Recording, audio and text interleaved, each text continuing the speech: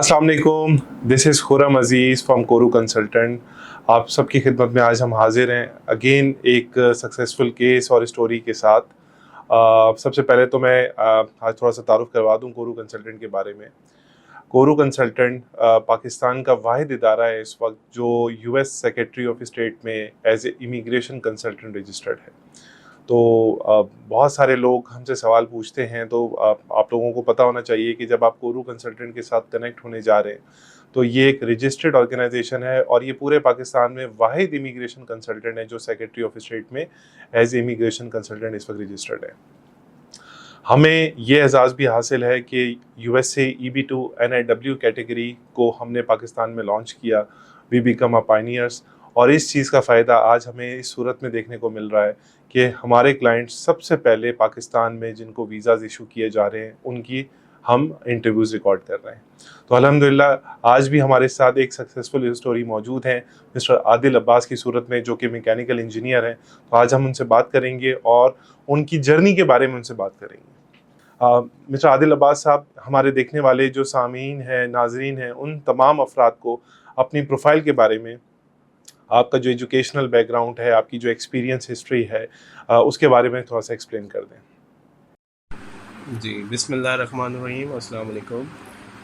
My name is Adil Abbas, I am a mechanical engineer और मैंने bachelor किया है मैकेनिकल इंजीनियरिंग में 4 इयर्स का।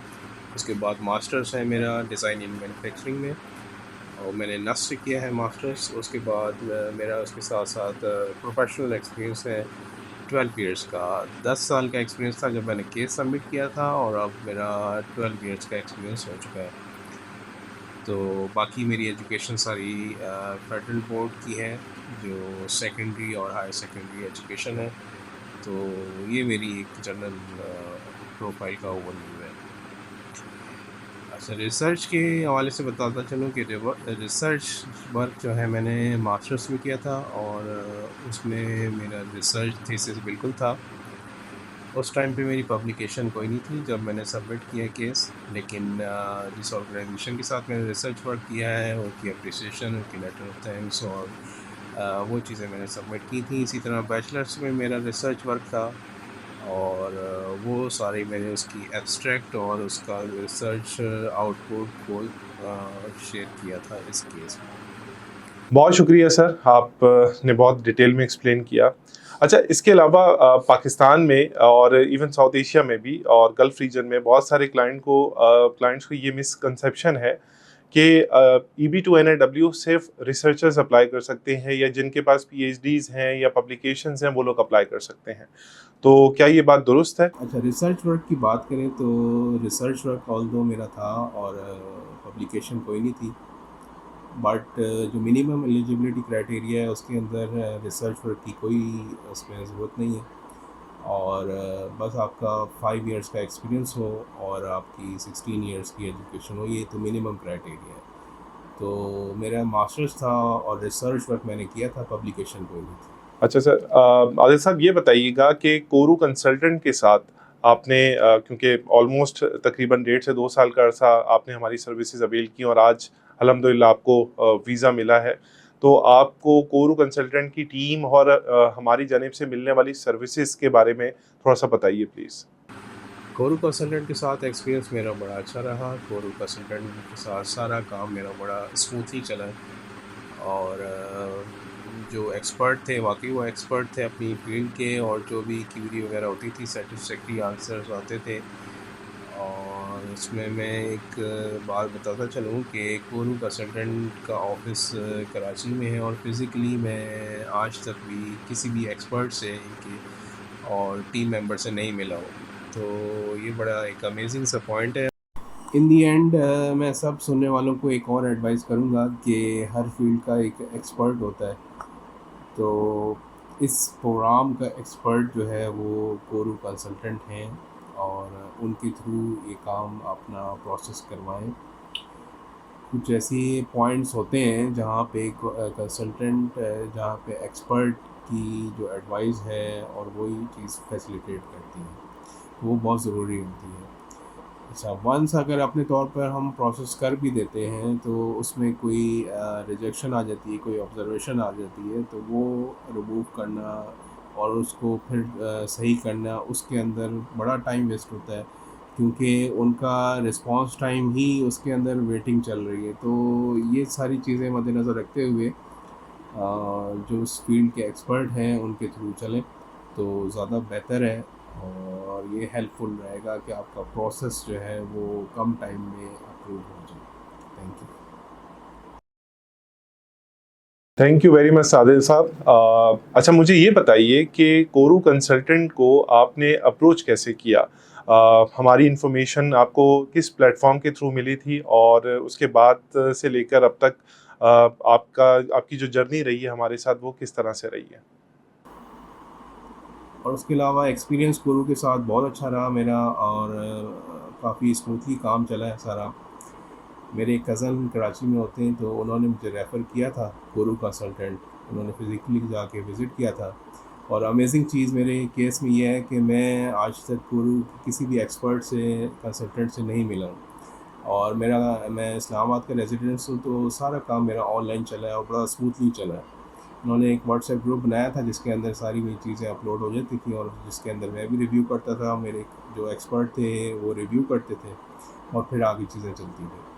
तो मुझे कोई इशू नहीं आया इसमें, और अल्हम्दुलिल्लाह इसमें काम सारा मेरा सही चला है, और मैं इससे सैटिस्फाई हूँ पूरी तरह से। अच्छा, कोरू कंसल्टेंट के बारे में मैं एक चीज़ साथ-साथ बताता चलूँ अपने तमाम सामीन को, नाज़रीन को जो हमें सुन रहे हैं, इस वक़्त देख रहे हैं।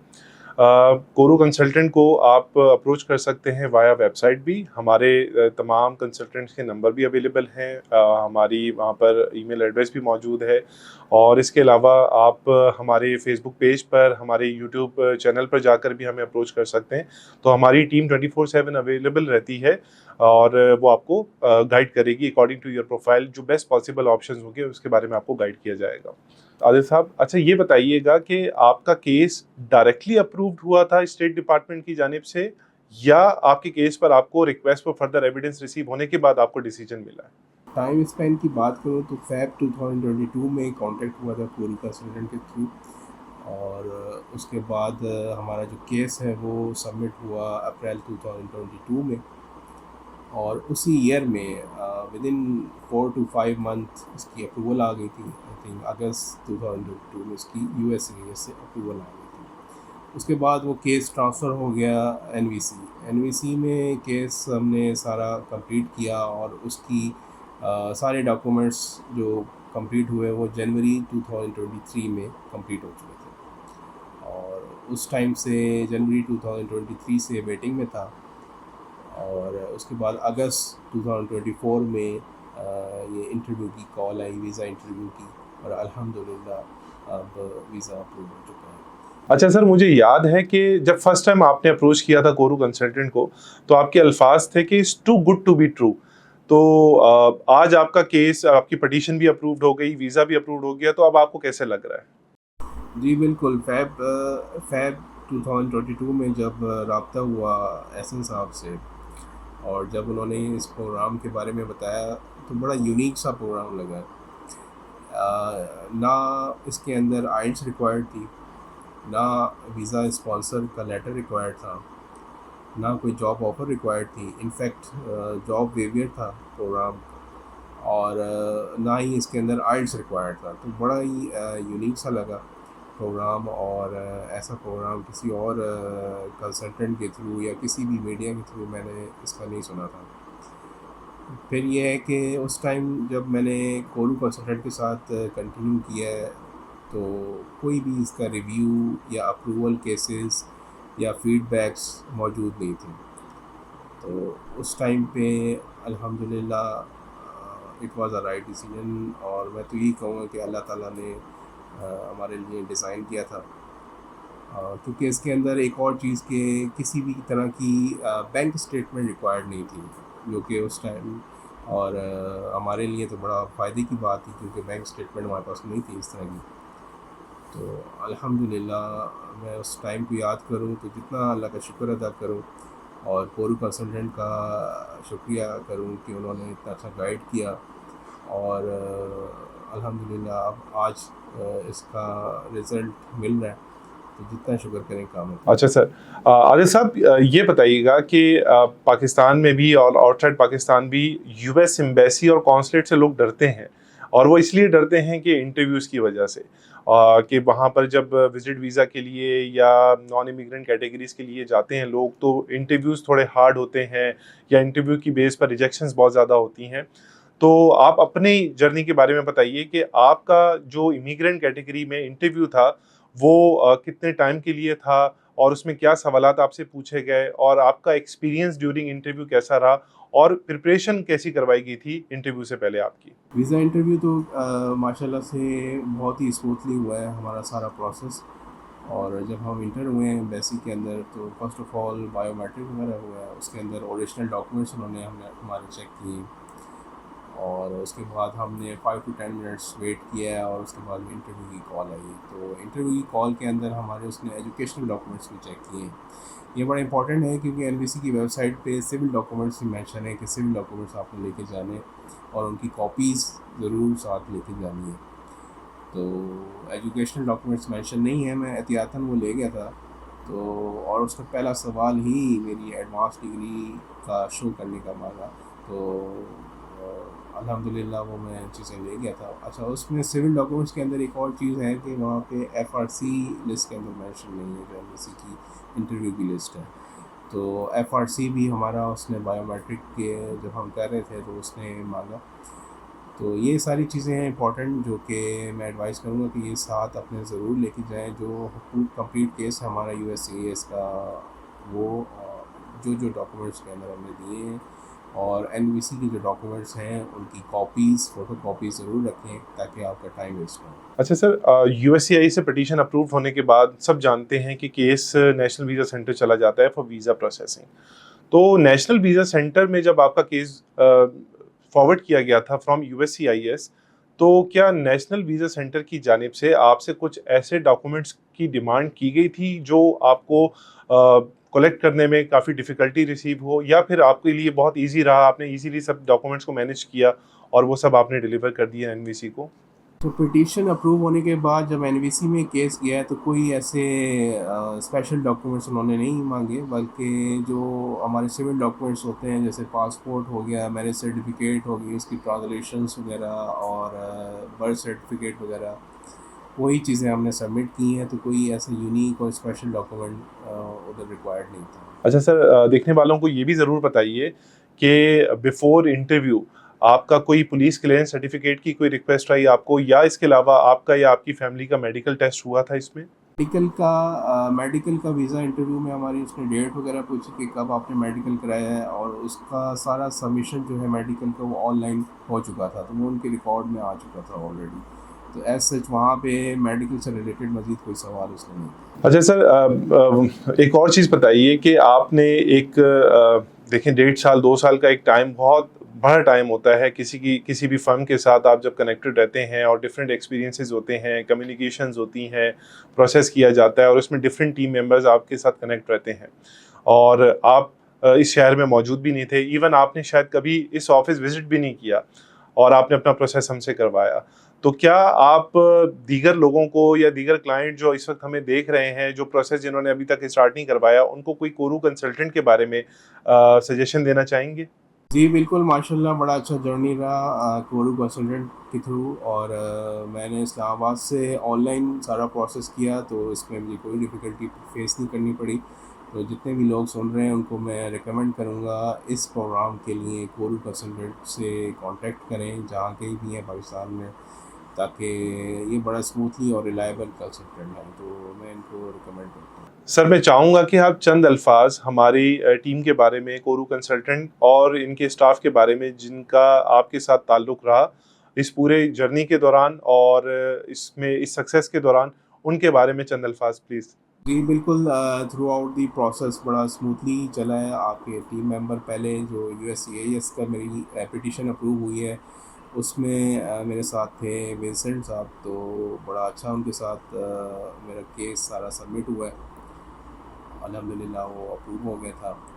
और उसके बाद दानिश हफीज़ साहब ने एनवीसी का केस मेरा लेके आगे चले हैं और उन्होंने भी बड़ा अच्छा फैसिलिटेट मुझे किया है और सेटिस्फैक्ट्री मुझे सर्विसेज दी हैं। उसमें मुझे कोई इशू कोई डिफ़िकल्टी फेस नहीं करनी पड़ी। तो अगेन मैं इन दोनों मेंबर्स का पर्सनली थैंक यू करता हूँ जिन्होंने मुझे फैसिलिटेट किया और गाइड किया। बहुत शुक्रिया आदिल अब्बास साहब, आपने अपना कीमती वक्त हमें दिया और मेरी दुआ है आपके लिए कि आप अपनी ज़िंदगी की जो आगे मंजिलें हैं और आप अपनी जो फैमिली के साथ अब ट्रैवल करने जा रहे हैं, इसमें आपको कामयाबी मिले। और मैं तमाम देखने वाले लोगों से भी ये दरख्वास्त करूँगा कि जो मार्केट में या जो नए कंसल्टेंट हैं वो मुख्तलिफ बातें करते हैं, जो अब तक इस स्टेज तक तो क्या पिटीशन अप्रूवल्स तक नहीं पहुँचे, उन तमाम लोगों के लिए भी कि EB2NAW पाकिस्तान में पिटीशंस भी अप्रूव हो रही हैं और पाकिस्तान में लोगों को वीज़ाज भी मिल रहे हैं। तो इन सुनी सुनाई बातों पर प्लीज़ अमल ना करें। और अगर आप अपने फ्यूचर को सिक्योर करना चाहते हैं और किसी भी first world country like US जैसी कंट्री जिसे लैंड ऑफ अपॉर्चुनिटीज़ कहा जाता है, उन कंट्रीज़ की इमिग्रेशन के लिए अप्लाई करना चाहते हैं, तो इस वक्त ये राइट टाइम है और with the best approval ratio आप अप्लाई कर सकते हैं कोरू कंसल्टेंट के थ्रू। अब तक के लिए मुझे इजाज़त दीजिएगा। अपना बहुत सारा ख्याल रखें। अस्सलाम वालेकुम।